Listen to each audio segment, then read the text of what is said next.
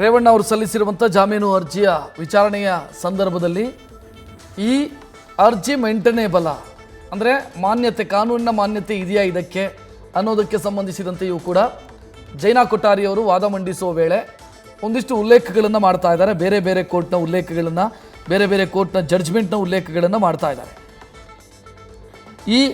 ಇಂಥ ಕೇಸ್ಗಳಲ್ಲಿ ಅಂದರೆ ನಾನ್ bailable section ಜೀವಾವಧಿಯಂಥ ಶಿಕ್ಷೆ ವಿಧಿಸಬಹುದಾದಂಥ ತೀವ್ರತೆಯ ಅಪರಾಧಗಳ ಆರೋಪ ಇದ್ದಂಥ ಸಂದರ್ಭದಲ್ಲಿ ಈ ಜಾಮೀನು ಅರ್ಜಿಯನ್ನು ಮ್ಯಾಜಿಸ್ಟ್ರೇಟ್ ಕೋರ್ಟು ಸೆಷನ್ ಕೋರ್ಟಿಗೆ ಶಿಫಾರಸು ಮಾಡಬೇಕು. ಮ್ಯಾಜಿಸ್ಟ್ರೇಟ್ ಕೋರ್ಟಲ್ಲಿ ಇದರ ವಿಚಾರಣೆಯನ್ನು ಮಾಡಬಾರ್ದು ಅನ್ನೋದು SPP ಜೈನಾ ಕೊಠಾರಿ ಅವರು ವಾದ ಮಂಡಿಸೋ ಸಂದರ್ಭದಲ್ಲಿ ಪ್ರಸ್ತಾಪಿಸ್ತಾ ಇರೋದು. ಅರ್ಜಿಯ ಮೇಂಟೇನೆಬಿಲಿಟಿ ಬಗ್ಗೆ ವಾದ ಮಂಡಿಸ್ತಾ ಇದ್ದಾರೆ SPB ಜೈನಾ ಕೊಠಾರಿ ಅವರು. ಬಾಂಬೆ ಹೈಕೋರ್ಟ್ನ ಆದೇಶವನ್ನು ಕೂಡ ಉಲ್ಲೇಖಿಸ್ತಾ ಇದ್ದಾರೆ, ಒಂದಿಷ್ಟು ಕೇಸ್ಗಳನ್ನು ಉಲ್ಲೇಖಿಸ್ತಾ ಇದ್ದಾರೆ. ಸೊ ಸೆಷನ್ ಕೋರ್ಟಲ್ಲಿ ಇದರ ವಿಚಾರಣೆ ಆಗಬೇಕೇ ವಿನಃ ಮ್ಯಾಜಿಸ್ಟ್ರೇಟ್ ಕೋರ್ಟಲ್ಲಿ ಅಲ್ಲ. ಸೊ ಈ ಅರ್ಜಿ ಮೇಂಟೇನೇಬಲ್ ಅಲ್ಲ ಅನ್ನೋದು ಅವರ ವಾದ.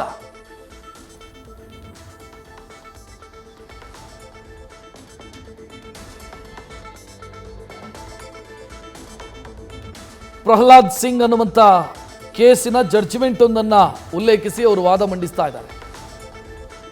ಈ ಸ್ಟೇಜ್ನಲ್ಲಿ ಅಂದರೆ ಈ ಹಂತದಲ್ಲಿ CRPC ಸೆಕ್ಷನ್ 436 ಇಲ್ಲಿ ಅದರ ಅಡಿಯಲ್ಲಿ ಅವರು ಸಲ್ಲಿಸಿರುವಂಥ ಅರ್ಜಿ ಮೇಂಟೇನೇಬಲ್ ಅಲ್ಲ ಅಥವಾ ಅನೂರ್ಜಿತ, ಅದು ಊರ್ಜಿತ ಆಗೋದಿಲ್ಲ ಅನ್ನೋದನ್ನು ಜೈನಾ ಕೊಠಾರಿ ಅವರು ವಾದ ಮಂಡಿಸೋ ಸಂದರ್ಭದಲ್ಲಿ ತಿಳಿಸ್ತಾ ಇರೋದು.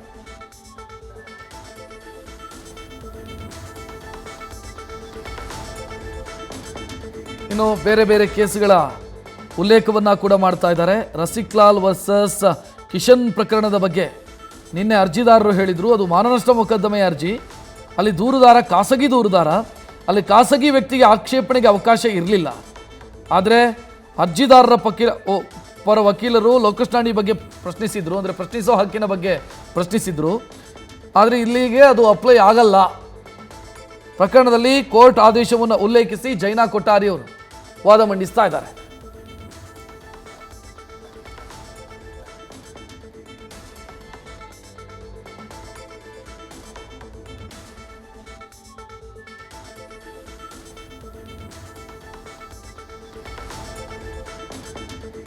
ಇನ್ನು ನಿನ್ನೆ ಅರ್ಜಿದಾರರ ಪರ ವಕೀಲರು ಅಂದರೆ HT ರೇವಣ್ಣ ಪರ ವಕೀಲರು ಅರುಣ್ ಅವರು ಪ್ರಸ್ತಾಪ ಮಾಡಿದಂಥ ಒಂದಿಷ್ಟು ಕೇಸ್ಗಳ ಉಲ್ಲೇಖವನ್ನು ಮಾಡಿ ಅದು ಯಾಕೆ ಇದಕ್ಕೆ ಅಪ್ಲೈ ಆಗಲ್ಲ, ಯಾಕೆ ಇಲ್ಲಿಗೆ ನೀವು ಅದನ್ನು ಅನ್ವಯ ಮಾಡೋದಕ್ಕೆ ಸಾಧ್ಯ ಇಲ್ಲ ಅನ್ನೋದಕ್ಕೆ ಜೈನಾ ಕೊಠಾರಿ ಅವರು ಕಾರಣಗಳನ್ನು ಕೊಡ್ತಾ ಇದ್ದಾರೆ.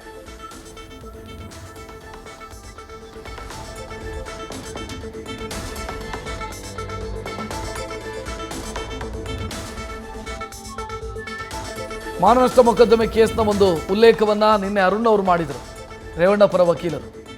ಅದನ್ನು ಇವತ್ತು ಕೌಂಟರ್ ಮಾಡೋ ಸಂದರ್ಭದಲ್ಲಿ ಅದು ಯಾಕೆ ಇಲ್ಲಿಗೆ ಅಪ್ಲೈ ಆಗಲ್ಲ, ಯಾಕಿದು ಇಲ್ಲಿಗೆ ಅನ್ವಯ ಆಗಲ್ಲ ಅನ್ನೋದಕ್ಕೆ ಜೈನಾ ಕೊಠಾರಿ ಅವರು ಕಾರಣಗಳನ್ನು ಕೊಡ್ತಾ ಇದ್ದಾರೆ.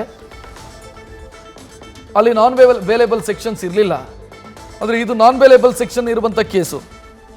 ಸೊ ಆ ಕೇಸಿಗೂ ಈ ಕೇಸಿಗೂ ನಾವು ಕಂಪೇರ್ ಮಾಡೋದಕ್ಕೆ ಸಾಧ್ಯ ಇಲ್ಲ. ಅದಕ್ಕಾಗಿ ಆ ಉಲ್ಲೇಖ ಅಥವಾ ಆ ಉದಾಹರಣೆ ಈ ಕೇಸಲ್ಲಿ ತಪ್ಪಾಗತ್ತೆ ಅಥವಾ ಆ ಉದಾಹರಣೆ ಈ ಕೇಸಿಗೆ ಲಗಾವಾಗೋದಿಲ್ಲ ಅನ್ನೋದನ್ನು ಜೈನಾ ಕೊಠಾರಿ ಅವರು ವಾದ ಮಂಡಿಸ್ತಾ ಇರೋದು.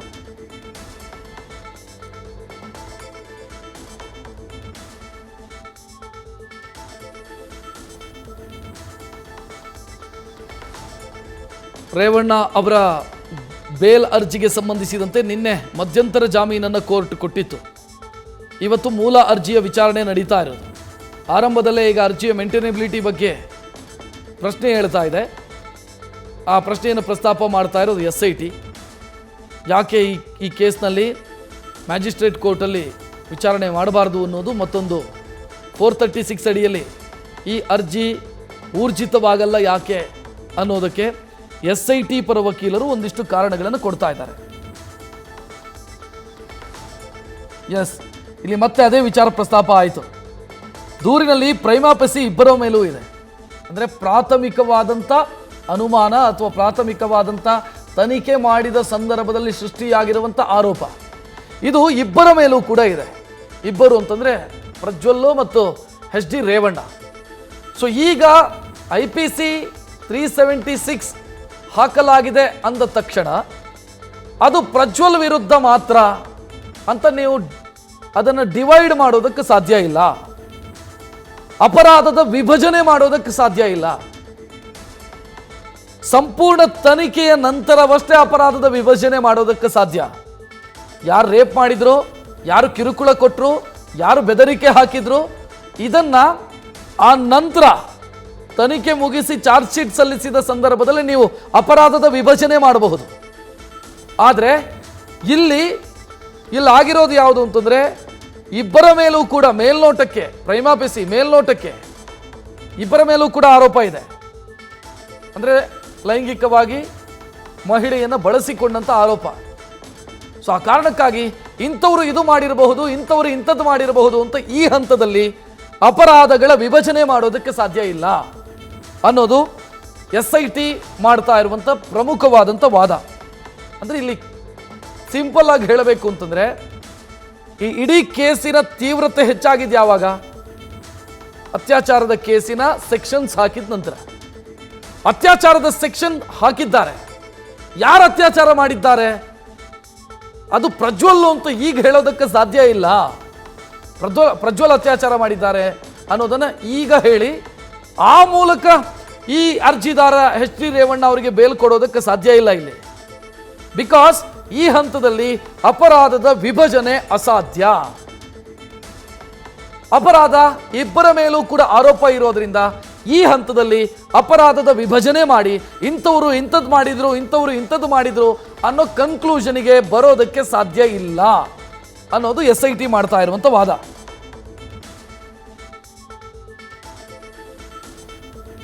ಈಗ ಜೈನಾ ಕೊಠಾರಿ ಅವರ ವಾದ ಮುಕ್ತಾಯ ಆಗಿದೆ. ಈಗ ಮತ್ತೊಬ್ಬ ಹೆಚ್ಚುವರಿ SPP ಅಶೋಕ್ ನಾಯ್ಕ್ ವಾದ ಮಂಡಿಸೋದಕ್ಕೆ ಶುರು ಮಾಡಿದ್ದಾರೆ. ಅವರು ಮ್ಯಾಜಿಸ್ಟ್ರೇಟ್ ಕೋರ್ಟು ಮತ್ತು ಸೆಷನ್ ಕೋರ್ಟ್ನ ಅಧಿಕಾರದ ಬಗ್ಗೆ ವಾದ ಮಂಡಿಸ್ತಾ ಇದ್ದಾರೆ.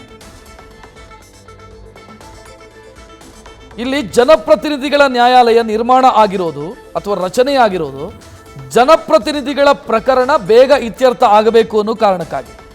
ಅದರಂತೆ ಜನಪ್ರತಿನಿಧಿಗಳ ಪ್ರಕರಣ ಇಲ್ಲಿಗೆ ವರ್ಗಾವಣೆಯಾಗಿದೆ.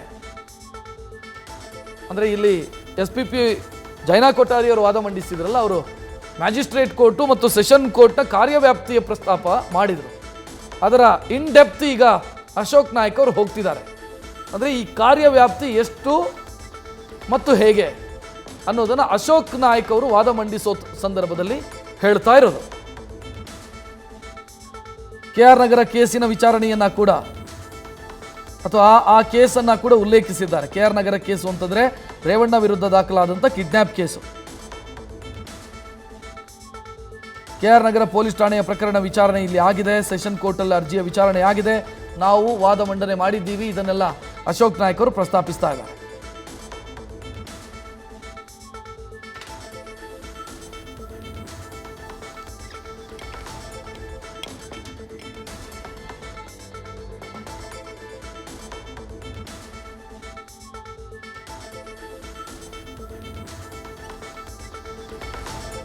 ಈ ಪ್ರಕರಣವನ್ನ ಅಲ್ಲಿಗೆ ಶಿಫಾರಸು ಮಾಡಿ ಅಂತ SIT ಈಗ ವಾದ ಮಂಡಿಸ್ತಾ ಇರೋದು. ಅಂದ್ರೆ ಸೆಷನ್ ಕೋರ್ಟಿಗೆ ಇದನ್ನು ಶಿಫಾರಸು ಮಾಡಿ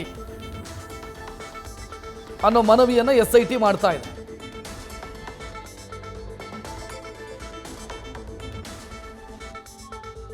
ಅಂದ್ರೆ ಮೊನ್ನೆ ಏನು ವಿಚಾರಣೆ ಆಯಿತು, ಮೊನ್ನೆ ಅವರಿಗೆ ಕಿಡ್ನಾಪ್ ಕೇಸ್ನಲ್ಲಿ ಏನು ಬೇಲ್ ಸಿಕ್ತು, ಅದನ್ನು ಉಲ್ಲೇಖಿಸಿ ಇಲ್ಲಿ ವಿಚಾರಣೆಗೆ ಯೋಗ್ಯವಲ್ಲ ಇದು ಅಥವಾ ವಿಚಾರಣೆಗೆ ಸಾಧ್ಯವಾಗದಂಥ ಅರ್ಜಿ ಇದು, ಆ ಕಾರಣಕ್ಕಾಗಿ ಇದನ್ನು ಕೂಡ ಅಲ್ಲಿಗೆ ಶಿಫಾರಸು ಮಾಡಬೇಕು ಅನ್ನೋದು ಅಶೋಕ್ ನಾಯ್ಕ್ ಅವರ ವಾದದ ವೈಖರಿ. ಈ ಕೇಸ್ನಲ್ಲಿ ಇಬ್ಬರು SPPಗಳು ಹಾಜರಾಗಿದ್ದಾರೆ. ಒಬ್ಬರು ಜೈನಾ ಕೊಠಾರಿ, ಮತ್ತೊಬ್ಬರು Ashok Naik additional SPP. So ಇಬ್ಬರು ಕೂಡ ಈಗ ಜೈನಾ ಕೊಠಾರಿ ಅವರ ವಾದ ಕನ್ಕ್ಲೂಡ್ ಆಗಿದೆ. ಅಶೋಕ್ ನಾಯ್ಕ್ ಅವರು ಈಗ ವಾದ ಮಂಡಿಸ್ತಾ ಇದ್ದಾರೆ. ಸುಪ್ರೀಂ ಕೋರ್ಟ್ನ ಆದೇಶವನ್ನ ಕೂಡ ಉಲ್ಲೇಖಿಸಿ ಅವರು ವಾದ ಮಂಡಿಸ್ತಾ ಇದ್ದಾರೆ. ಉತ್ತರ ಪ್ರದೇಶದ ಘಟನೆಯೊಂದರ ಆದೇಶವನ್ನ ನಾಯ್ಕ್ ಅವರು ಪ್ರಸ್ತಾಪ ಮಾಡ್ತಾ ಇದ್ದಾರೆ ಕೋರ್ಟ್ನಲ್ಲಿ. ಸುಪ್ರೀಂ ಕೋರ್ಟ್ನಲ್ಲಿ ಆದಂಥ ಒಂದು ಕೇಸನ್ನು ಉಲ್ಲೇಖಿಸಿ ಅವರು ಇದಕ್ಕೆ ರಿಲೆವೆಂಟ್ ಆಗಿರುವಂಥ ಕೇಸುಗಳು ಅದನ್ನು ಅವರು ಪ್ರಸ್ತಾಪಿಸ್ತಾ ಇದ್ದಾರೆ.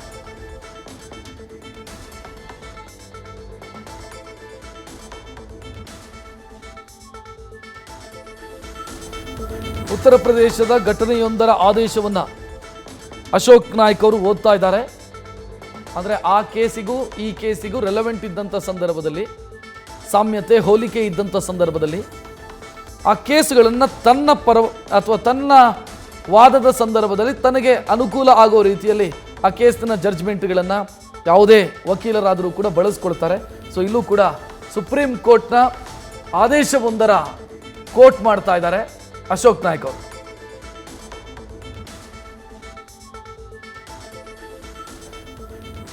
ಇಲ್ಲಿ ಎರಡು ರೀತಿಯಲ್ಲಿ SIT ಅರ್ಜಿಗೆ ಅಬ್ಜೆಕ್ಷನ್ ಹಾಕ್ತು. ಒಂದು, ಅರ್ಜಿಯ ಮೇಂಟೈನಬಿಲಿಟಿ ಬಗ್ಗೆ, ಅಂದರೆ ಇದು ಸೆಷನ್ ಕೋರ್ಟಲ್ಲಿ ವಿಚಾರಣೆ ಆಗಬೇಕಾದಂಥ ಅರ್ಜಿ ಈ ಕೋರ್ಟಲ್ಲಿ ಅಲ್ಲ ಅನ್ನೋದು ಒಂದು.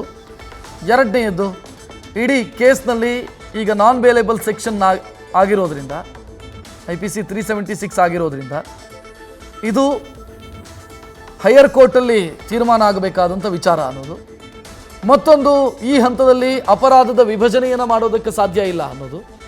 ಈಗ ಅಶೋಕ್ ನಾಯ್ಕ್ ಅವರು ವಾದ ಮಂಡಿಸೋ ಸಂದರ್ಭದಲ್ಲೂ ಕೂಡ ಅದೇ ವಿಚಾರ ಪ್ರಸ್ತಾಪ ಆಗ್ತಾ ಇದೆ.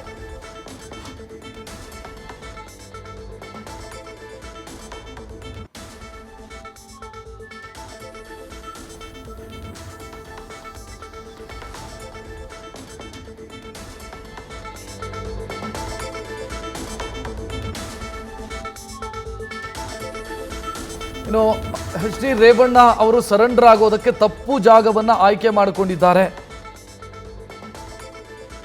ಅಲ್ಲದೆ ಇಲ್ಲಿ ತಂದೆ ಮಗ ಒಬ್ಬಳಿಗೆ ಕಿರುಕುಳ ಕೊಟ್ಟಿದ್ದಾರೆ, ಪದೇ ಪದೇ ಇದನ್ನು ರಿಪೀಟ್ ಮಾಡಿದ್ದಾರೆ. ಸೊ ಎಲ್ಲ ವಿಚಾರಗಳು ಅಂದರೆ FIR-ನಲ್ಲಿ ಏನಿದೆಯೋ, ಮಹಿಳೆಯ ದೂರಿನಲ್ಲಿ ಏನಿದೆಯೋ ಅದನ್ನು ಈಗ ಪ್ರಸ್ತಾಪ ಮಾಡ್ತಿದ್ದಾರೆ ಅಶೋಕ್ ನಾಯ್ಕ್ ಅವರು.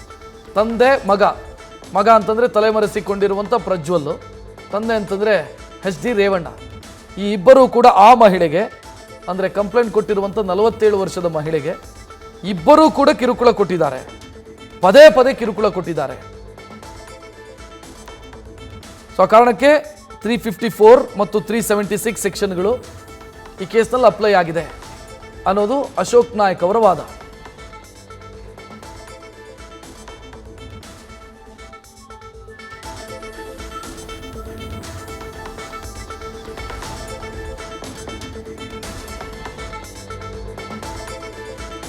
ಮತ್ತೆ ಅಶೋಕ್ ನಾಯ್ಕ್ ಅವರು ಅದೇ ವಿಚಾರವನ್ನು ಪ್ರಸ್ತಾಪಿಸ್ತಾ ಇರೋದು. ನಾನು ಆಗಲೇ ಹೇಳಿದೆ, ಇಲ್ಲಿ 3-4 ಸೆಕ್ಷನ್ ಆಗಿರೋದ್ರಿಂದ ಯಾರು ಯಾವುದನ್ನು ಮಾಡಿದ್ರು ಅಂತ ಈಗ ವಿಭಜನೆ ಹೆಂಗೆ ಮಾಡ್ತೀರಿ ಅಂತ ಅವ್ರು ಕೇಳ್ತಾ ಇರೋದು. ಅಶೋಕ್ ನಾಯ್ಕ್ ಅವರು ಕೂಡ ಅದೇ ವಾದವನ್ನು ಮಂಡಿಸ್ತಾ ಇದ್ದಾರೆ. 354 ಆಗಿದೆ, 376 ಆಗಿದೆ. ಅಂದರೆ ಕಿರುಕುಳ ಆಗಿದೆ, ಅತ್ಯಾಚಾರ ಆಗಿದೆ. ಇದರಲ್ಲಿ 354 ಮಾಡಿದ್ಯಾರು, 376 ಮಾಡಿದ್ಯಾರು, ಅಂದರೆ ಕಿರುಕುಳ ಕೊಟ್ಟಿದ್ಯಾರು, ಅತ್ಯಾಚಾರ ಎಸಗಿದ್ಯಾರು. ಸೊ ಇದನ್ನು ವಿಭಜನೆ ಮಾಡೋದು ಈ ಹಂತದಲ್ಲಿ ಹೇಗೆ ಅಂತ ಅಶೋಕ್ ನಾಯ್ಕ್ ಅವರು ವಾದ ಮಂಡಿಸೋ ಸಂದರ್ಭದಲ್ಲಿ ಪ್ರಸ್ತಾಪಿಸ್ತಾ ಇರೋದು. ಅಪರಾಧದ ವಿಭಜನೆ ಹೇಗೆ ಅನ್ನೋ ಪ್ರಶ್ನೆಯನ್ನು ಕೇಳ್ತಿದ್ದಾರೆ ಅವರು. ಆಗಲೇ ಜೈನಾ ಕೊಠಾರಿ ಅವರು ಅಪರಾಧದ ವಿಭಜನೆ ಯಾವಾಗ ಆಗುತ್ತೆ ಅಂತಂದರೆ ಚಾರ್ಜ್ ಶೀಟ್ ಸಲ್ಲಿಕೆ ಆದಂಥ ಸಂದರ್ಭದಲ್ಲಿ ಆಗುತ್ತೆ, ಈಗಲೇ ಆ ಕನ್ಕ್ಲೂಷನ್ಗೆ ಬರೋದಕ್ಕಾಗಲ್ಲ ಅನ್ನೋದನ್ನು ಹೇಳಿದರು. ಅದೇ ವಾದದ ಮುಂದಿನ ಹಂತವನ್ನು ಇಲ್ಲಿ ಅಶೋಕ್ ನಾಯ್ಕ್ ಅವರು ವಾದ ಮಂಡಿಸೋ ಸಂದರ್ಭದಲ್ಲಿ ಹೇಳ್ತಾ ಇರೋದು. ಅಂದರೆ ಒಂದು FIR ಆಗುತ್ತೆ, A ಅನ್ನುವಂಥ ವ್ಯಕ್ತಿ B C D ಅನ್ನುವಂಥ 3 ಮೇಲೆ ಕೇಸ್ ಕೊಟ್ಟಿರ್ತಾರೆ. ನನಗೆ ಹೊಡೆದ್ರು, ಬಡಿದ್ರು, ನನಗೆ ವಂಚಿಸಿದರು ಅಂತೆಲ್ಲ ಅದರಲ್ಲಿ ಕಂಟೆಂಟ್ ಇರುತ್ತೆ. ಒಂದು FIR-ನ ಕಂಟೆಂಟು 3 ಇರೋದ್ರಿಂದ 3 ಆರೋಪಿಗಳು ಅಂತ ಅಂದ್ಕೊಳ್ಳೋಣ. ಅದರಲ್ಲಿ ಬಡ್ದಿದ್ದು ಯಾರು, ಜೀವ ಬೆದರಿಕೆ ಹಾಕಿದ್ಯಾರು, ಅಥವಾ 420 ಅಂತ ವಂಚನೆ ಮಾಡಿದ್ಯಾರು. ಸೊ ಈ ವಿಭಜನೆ ಇದೆಯಲ್ಲ, ಇದಾಗಬೇಕಾಗಿರೋದು ಚಾರ್ಜ್ ಶೀಟ್ ಹಂತದಲ್ಲಿ ಅಥವಾ ತನಿಖೆ ಮುಗಿದ ನಂತರ ಇದರ ಈ ವಿಭಜನೆ ಆಗಬೇಕಾಗಿರೋದು. FIR ಹಂತದಲ್ಲಿ ಅಥವಾ ತನಿಖೆಯ ಬಿಗಿನಿಂಗ್ ಸ್ಟೇಜಲ್ಲಿ ಇದನ್ನು ಮಾಡೋದಕ್ಕೆ ಸಾಧ್ಯ ಇಲ್ಲ ಅನ್ನೋದು ಇವರ ಬೇಸಿಕ್ ಆರ್ಗ್ಯುಮೆಂಟು. ಇಬ್ಬರೂ ಕೂಡ ಅಶೋಕ್ ನಾಯ್ಕ್ ಮತ್ತು ಜೈನಾ ಕೊಠಾರಿ ಇಬ್ಬರ ಬೇಸಿಕ್ ಆರ್ಗ್ಯುಮೆಂಟ್ ಇರೋದು ಅದು. ಅಪರಾಧದ ವಿಭಜನೆ ಈ ಹಂತದಲ್ಲಿ ಆಗಲ್ಲ, ಅವರು ಅದು ಮಾಡಿದ್ರು ಇವರು ಇದು ಮಾಡಿದ್ರು ಅಂತ ಈ ಹಂತದಲ್ಲಿ ನಾವು ಕನ್ಕ್ಲೂಷನ್ಗೆ ಬರೋದಕ್ಕೆ ಸಾಧ್ಯ ಇಲ್ಲ. ಎಸ್, ಒಂದು ಮರ್ಡರ್ ಕೇಸ್ನ ವಿಚಾರವನ್ನು ಕೂಡ ಇಲ್ಲಿ ಪ್ರಸ್ತಾಪ ಮಾಡ್ತಿದ್ದಾರೆ. ಅಂದರೆ ಅವರು ಒಂದು ಮರ್ಡರ್ ಕೇಸ್ನಲ್ಲಿ ಎಲ್ಲ ರೀತಿಯ ಸೆಕ್ಷನ್ ಇರುತ್ತೆ.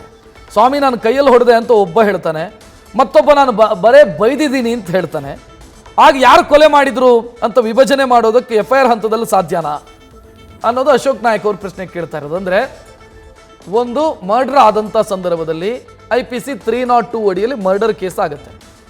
ಬೆದರಿಕೆ ಹಾಕಿದರೆ 506. ಸೊ ಈ ರೀತಿ ಬೇರೆ ಬೇರೆ ಬೇರೆ ಬೇರೆ ಕೇಸ್ಗಳ ಸೆಕ್ಷನ್ಗಳನ್ನು ಹಾಕಲಾಗಿರುತ್ತೆ. 4-5 ಮಂದಿ ಆರೋಪಿಗಳಿರ್ತಾರೆ. ಆಗ FIR ಹಂತದಲ್ಲಿ, ತನಿಖೆಯ ಬಿಗಿನಿಂಗ್ ಹಂತದಲ್ಲಿ 506 ಮಾಡಿದ್ದೀತ ಅಂದರೆ ಬೆದರಿಕೆ ಹಾಕಿದ್ದೀತ, ಹೊಡೆದಿದ್ದು ಇನ್ನೊಬ್ಬ, ಕೊಂದಿದ್ದು ಇನ್ನೊಬ್ಬ ಅಂತ ಅಪರಾಧದ ವಿಭಜನೆ ಮಾಡೋದಕ್ಕೆ ಹೇಗೆ ಸಾಧ್ಯ ಇಲ್ವೋ, ಇಲ್ಲೂ ಕೂಡ ಕಿರುಕುಳ ಕೊಟ್ಟಿದ್ದೊಬ್ಬ, ಅತ್ಯಾಚಾರ ಮಾಡಿದ ಮತ್ತೊಬ್ಬ ಅಂತ ವಿಭಜನೆ ಮಾಡೋದಕ್ಕೆ ಸಾಧ್ಯ ಇಲ್ಲ ಅನ್ನೋದು SITಯ ವಾದ. ನ್ಯೂಸ್ ಫಸ್ಟ್ ನಿರ್ಭೀತಿಯಿಂದ ನಿಮ್ಮ ಪರವಾಗಿ.